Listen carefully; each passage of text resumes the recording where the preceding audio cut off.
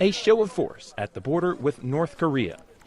With North Korean soldiers just meters away, U.S. Vice President Mike Pence delivered an in-person warning to the North that U.S. policy is changing. The era of strategic patience is over.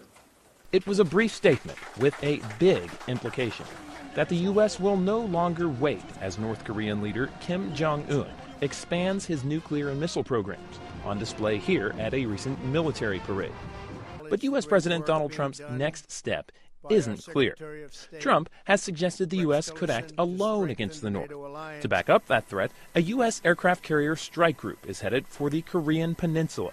Trump has also tried to persuade Chinese leader Xi Jinping to put more economic pressure on his North Korean ally.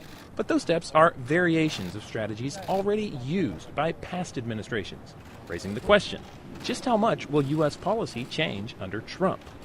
Chris Hill, a former U.S. ambassador to South Korea and lead negotiator in nuclear talks with the North, says there's no magic answer. There's a finite number of things that one can do.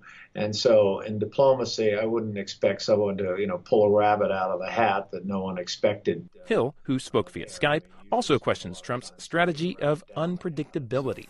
That's a reference to Trump's insistence that he won't telegraph his next move and that all options are on the table.